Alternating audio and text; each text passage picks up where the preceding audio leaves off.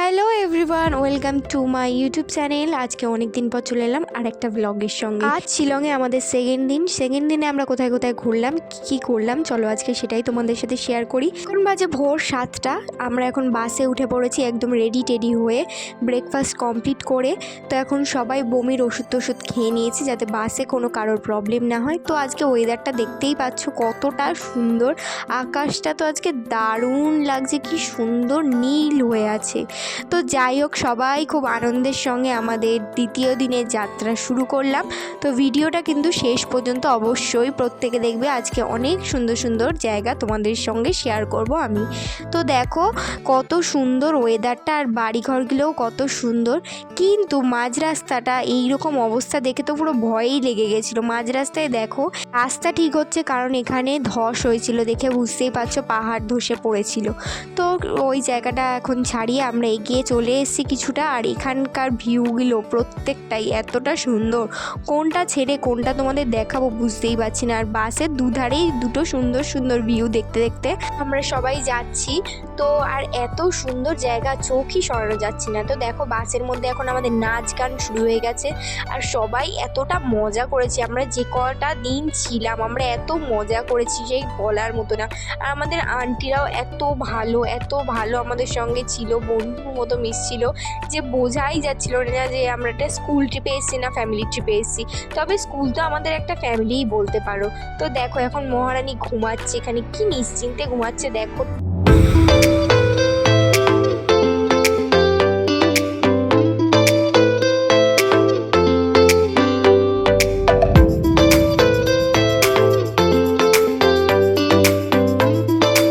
আমরা একটা স্পটে এসেছি, এই স্পটে আমরা দাঁড়িয়েছিলাম। আমরা এখানে ছবি বেশি তুলিনি, কয়েকটাই তুলেছিলাম, আর বেশিরভাগটা আমার গাড়িতে বসেছিলাম। এখানটা দাঁড়ানো হয়েছিল কারণ আমাদের স্কুলের মেয়েরা স্কুল ড্রেস পরে এসেছিলো, একটা স্কুল ড্রেসে তো ছবি তোলাও হয়, সেই ছবিটা তোলার জন্য। তো তাই এই স্পটটায় দাঁড়িয়ে মেয়েদেরকে ছবি তোলানো হলো। তারপর আমরা বাসে উঠে পড়েছি, এখন যাচ্ছি দেখো এটা বাংলাদেশ বর্ডারের পাশ থেকে যাচ্ছি। আর এখানে এত সুপারি গাছ ছিল, এত সুপারি গাছ, সে কি বলবো, মনে হচ্ছে যেন কেরালায় চলে এসেছি। তোমরা দেখতেই পাচ্ছ কত সুপারি গাছ। আর রাস্তাঘাট খুব বাজে ছিল, আর খুব সরু, মানে এত সরু ছিল বলার মতো না। ওই যে ওই ধারটা দেখতে পাচ্ছ, ওই ধারটা হচ্ছে বাংলাদেশ, আর এই ধারটা হচ্ছে আমাদের ইন্ডিয়া।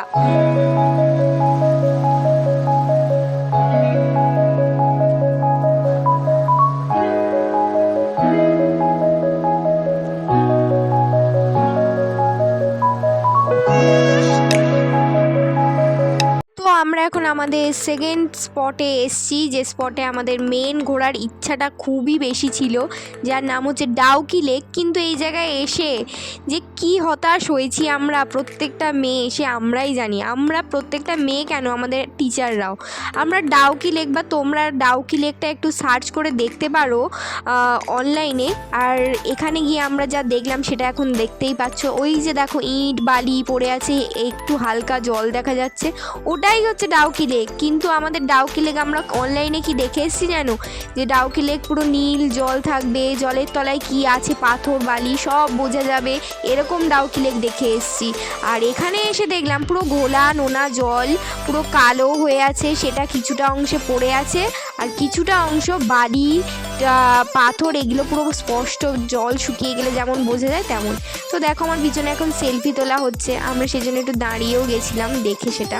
তারপর এখন আমরা খেতে চলে এসেছি দুপুরের লাঞ্চটা আমাদের সত্যি খুব ভালো ছিল।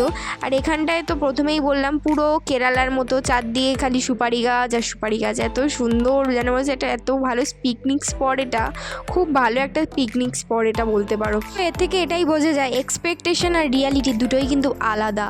তো এখন খেয়ে দিয়ে এখানে বসে আছি, সব বন্ধুরা আড্ডা মারছি, একসঙ্গে একটু সেলফি টেলফি তুলছি। এবার আমরা চলে এলাম লিভিং রুট ব্রিজ দেখতে। এখানে আসতে গিয়ে তো আমার প্রচুর বমি টমি হয়েছে, শরীর খারাপ হয়েছে। মানসী ম্যাম আমাকে প্রচুর টেক কেয়ার করে এখানে ঠিকভাবে নিয়ে এসছে। আমি তো আসতেই চাইছিলাম না, বাসে বসে থাকতে চাইছিলাম, বাট এখানে ম্যাম আমায় এনেছে জোর করে।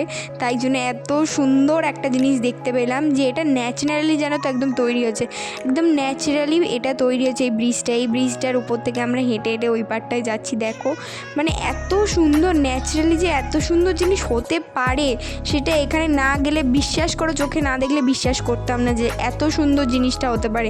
এটা ন্যাচারালি হয়েছে, এটা নিচের দিকে তাকিয়ে ভালো করে আমরা দেখলাম, পুরো দেখো ন্যাচারালি তৈরি হচ্ছে। সবাই এখানে দাঁড়িয়ে ছবি টবি তুলছে, আমিও এখানে প্রচুর ছবি টবি তুলেছি, ম্যামরাও প্রচুর ছবি তুলেছে, আমরা তুলে দিয়েছি। আর নিচটা দিয়ে কী সুন্দর ঝর্ণার জল যাচ্ছে, একটা ঝর্ণা আছে পিছন দিকটা, ওই ঝর্ণাটার জল এখান থেকে যাচ্ছে।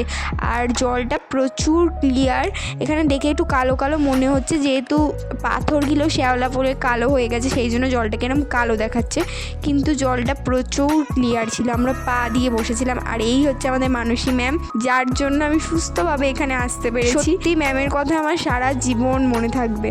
তো যাই হোক, এখানে আমরা দেখে ডেকে এসে বাইরে একটু কেনাকাটা করছিলাম, বাট প্রত্যেকটা জিনিসেরই এত দাম, আমরা কোনোভাবেই দাম কমাতে পারছিলাম না।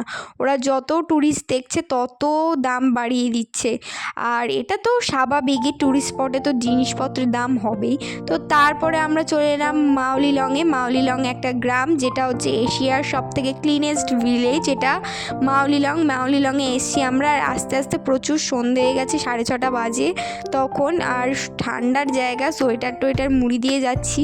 আবার কারোর গরমও লাগছে, যেমন আমার গরম লাগছে, আরও অনেকের আছে গরমও লাগছে, কারোর ঠান্ডা লাগছে। আর এখানকার বাচ্চাগুলো এত কিউট, আমরা একটু কোলে না নিয়ে পারলামই না।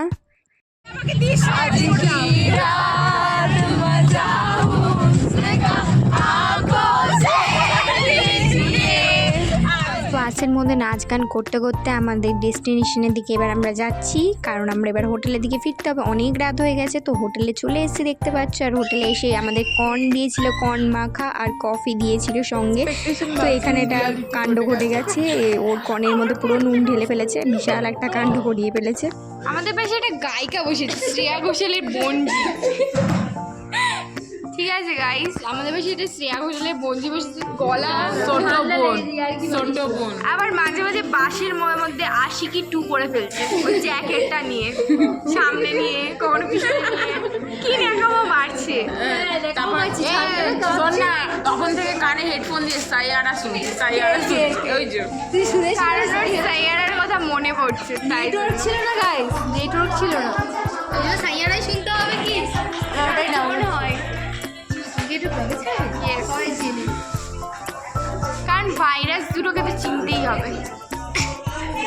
আর এ হচ্ছে করোনার মতো একটা ডেঞ্জারাস ভাইরাস। ও মাই গড, এখন একজন কিছু বলতে পারছে না, তার কারণ আছে গাইস। সামনে একটা, তোমরা কমেন্ট করে ওকেও বলে দেবে, একটা জিনিস আছে। পূর্ণিমাকে যেদিকেই তাকাতে দেখো না কেন, পূর্ণিমাকে সব রাতের ডিনার চলে এসেছে। আর ডিনারে ছিল নান, তড়কা, আর এদিকে fried rice, chilli chicken, salad, chutney, papad, মিষ্টি, আইসক্রিম, অনেক কিছু ছিল রাতে। আর প্রত্যেকটা খাবারের টেস্টি ছিল, দারুণ। তো যাই হোক, আজকে ভিডিওটা এই পর্যন্তই, দেখা হচ্ছে নেক্সট ভিডিওতে। ভালো লাগলে লাইক, কমেন্ট, শেয়ার, সাবস্ক্রাইব করতে ভুলবে না। বাই।